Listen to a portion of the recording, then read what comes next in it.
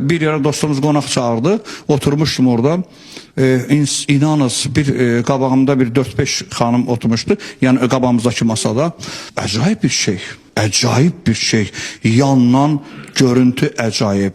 Qabaqdan acayip. Dişlər acayip. Yani bu ne görüntüdür? Bu hara gedirsiniz?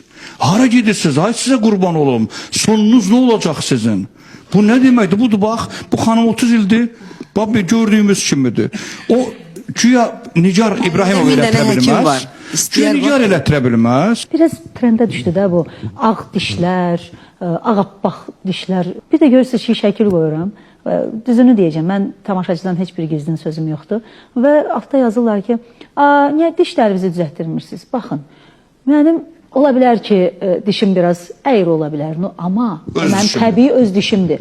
Mən öz təbii olan, tökülüb getməyən, qırılmayan dişlərimi yondurum və onu estetik elətdirim ki, orada ağ dişlərlə... 20-21 yaşında qız gedir dişlərini, sağlam dişlərini yondurur şey ora qoydur. Sağlam dişi yondurup, yəni mən onu, o gözəl, öz anadan gəlmə dişlərimi bir də geri gətirə biləcəmmi? Yox. Mən onun vaxtı var, əzizlərim.